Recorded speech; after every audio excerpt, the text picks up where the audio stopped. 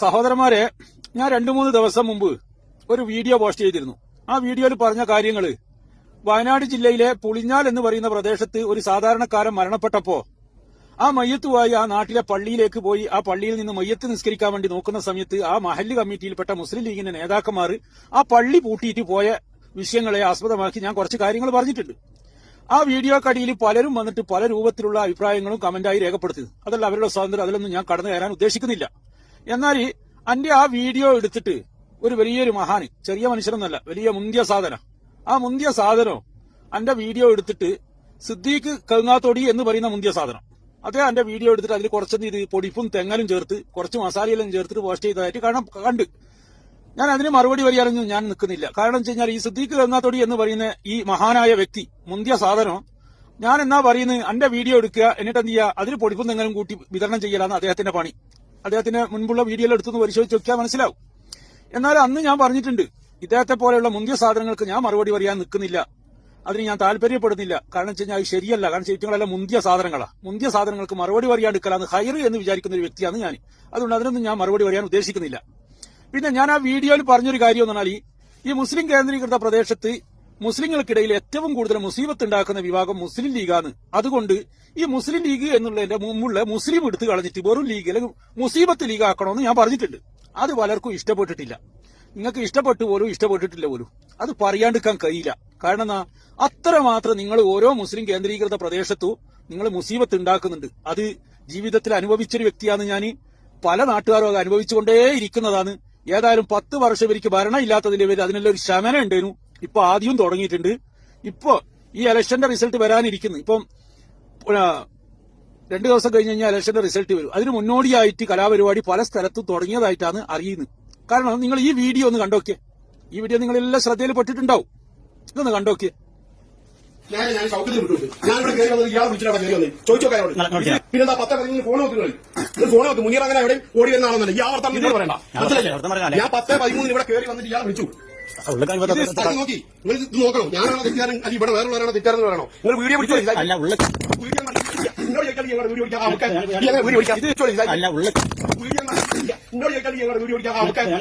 പിടിച്ചോ. ഒരു SKSSFന്റെ നേതാവിനെ അദ്ദേഹം നടത്തുന്ന സ്ഥാപനത്തിൽ കയറിയിട്ട് ഒരു മുസ്ലിം ലീഗിന്റെ നേതാവ്, അന്തം വിട്ട പ്രവർത്തകനല്ല, മുസ്ലിം ലീഗിൽ അങ്ങനെയുണ്ട്, അന്തം വിട്ട പ്രവർത്തകനാണെങ്കിൽ പോട്ടെന്ന് വിചാരിക്കാം. ഇതൊരു മുസ്ലിം ലീഗിന്റെ മണ്ഡലം നേതാവാണ് പോയിട്ട് എന്ത് ചെയ്യുന്നത്, ഒരു SKSSFന്റെ മണ്ഡലം നേതാവിനെ, ഒരു പണ്ഡിതനെ ആക്രമിക്കുന്നു.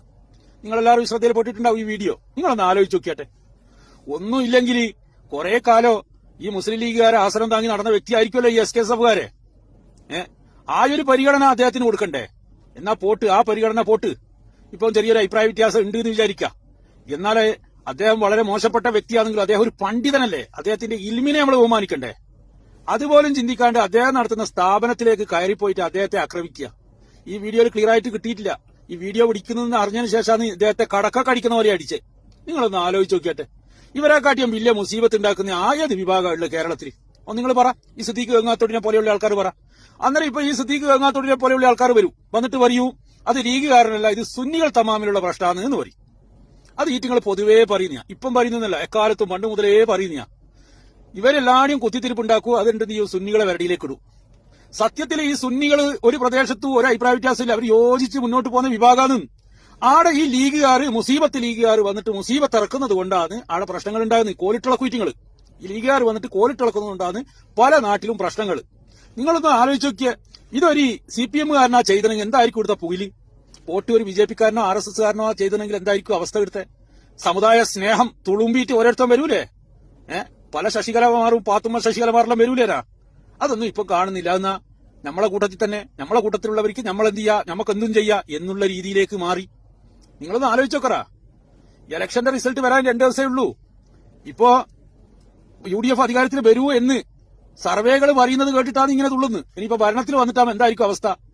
ഇനിയുള്ള കാലങ്ങളിൽ അഥവാ UDF അധികാരത്തിൽ വരികയാണെങ്കിൽ ഈ മുസ്ലിം കേന്ദ്രീകൃത പ്രദേശങ്ങളിലെല്ലാം അസ്വസ്ഥമായിട്ട് ജീവിക്കേണ്ട ഒരു അവസ്ഥയിലേക്കാണ് ഇനി വരാൻ വേണ്ടി പോകുന്നത്. അതിനുള്ള തുടക്കമാണ് ഇവർ ചെയ്യുന്നത്. ഒരു SKSSFന്റെ നേതാവിന് പോലും ഇവരെ കൂട്ടത്തിൽ നിൽക്കാൻ വേണ്ടി പറ്റുന്നില്ലെങ്കിൽ മറ്റുള്ളവർ അനുഭവിച്ച പ്രയാസങ്ങളും ബേജാറും എത്രയായിരിക്കും എന്ന് ഊഹിച്ചൊക്കിങ്ങൾ. മുൻകാലങ്ങളിൽ ഇവരെ ഇംഗിതത്തിന് വഴങ്ങാത്തതിന്റെ പേരിൽ, ഇവര് പറയുന്നത് കേട്ട് നടക്കാത്തതിന്റെ പേരിൽ പല സംഘടനകളും പിരിഞ്ഞു പോയിനല്ലോ. അവരെല്ലാം ഇവരെ അടക്ക് പ്രവർത്തിച്ച ആ കഠിനമായ പ്രയാസങ്ങൾ നിങ്ങളൊന്ന് ആലോചിച്ച് നോക്കിയേ. ഒരു SKSSFന് ഇവരെ കൂട്ടത്തിൽ ഇപ്പൊ പ്രവർത്തിക്കാൻ പറ്റാത്തൊരവസ്ഥ, വല്ലാത്തൊരു അവസ്ഥ തന്നെയല്ലേ. എന്നിട്ട് ഇവരെ മുസീബത്ത് ലീഗ് എന്ന് വിളിക്കാൻ പാടില്ല, ഇവർ മുസീബത്ത് ഉണ്ടാക്കുന്നില്ല പോലും. നിങ്ങളൊന്ന് ആലോചിച്ചേക്ക്, മുസ്ലിം കേന്ദ്രീകൃത പ്രദേശത്ത് ഈ മുസ്ലിം ലീഗിനെക്കാട്ടും കൂടുതൽ മുസീബത്ത് ഉണ്ടാക്കുന്ന ഒരു വിഭാഗത്തിന്റെ പേരും നിങ്ങൾ പറഞ്ഞു തരുവാ. ഈടെ മുസ്ലിം കേന്ദ്രീകൃത പ്രദേശത്ത് CPM പ്രവർത്തിക്കുന്നുണ്ട്, കോൺഗ്രസ്സുകാർ പ്രവർത്തിക്കുന്നുണ്ട്, SDPIക്കാർ പ്രവർത്തിക്കുന്നുണ്ട്. മാത്രമല്ല മുസ്ലിം കേന്ദ്രീകൃത പ്രദേശത്തിന്റെ തൊട്ടടുത്ത പ്രദേശങ്ങളിൽ RSSകാരും BJPക്കാരും പ്രവർത്തിക്കുന്നുണ്ട്. അവരാരെങ്കിലും മുസ്ലിം കേന്ദ്രീകൃത പ്രദേശങ്ങളിൽ വന്നിട്ട് കുഴപ്പമുണ്ടാക്കാനോ അക്രമം കാണിക്കാനോ തയ്യാറാകുന്നുണ്ടാ? ഇല്ലാലോ. ഇതെല്ലാം ചെയ്യുന്നയാരാ? ഈ മുസീബത്ത് ലീഗുകാരല്ലേ. എന്നിട്ട് ഇവരെ മുസ്ലിമത്ത് ലീഗ് എന്ന് പറയാൻ പാടില്ല, നല്ല മുന്തിയ സാധനങ്ങളാണെന്ന് പറയുന്നത്. ആയിക്കോട്ടെ, നിങ്ങൾ അങ്ങനെ വിശ്വസിച്ചു പോട്, നമുക്ക് ഇങ്ങനെയും വിശ്വസിക്കാണ്ട് നമ്മുടെ അനുഭവത്തിന്റെ വെളിച്ചത്തിലാണ് ഇത് പറയുന്നത്. വെറുതെ പറയുന്നില്ല, കളവ് പറയുന്നുണ്ടെങ്കിൽ നിങ്ങൾക്ക് പറയാ അത് അങ്ങനെയല്ല, നമ്മളങ്ങനെ ചെയ്യുന്നില്ല. ഞാൻ ആ വീഡിയോ തന്നെ കുറെ കാര്യങ്ങൾ പറഞ്ഞിട്ടുണ്ട്. കേരളത്തിൽ നടത്തിയ അക്രമങ്ങൾ, പള്ളി ആക്രമിച്ചത് മുതൽ മദ്രസ കത്തിച്ചത് മുതൽ ജുവ മുടച്ചത്, ഇതൊന്നും RSSകാരല്ലാണ്, ഇതെല്ലാം ഈ മുസീബത്ത് ലീഗുകാരാണ്. അതുകൊണ്ടാണ് ഈ മുസീബത്ത് ലീഗുകാർ ഇങ്ങനെ വിമർശിക്കേണ്ടി വരുന്നത്.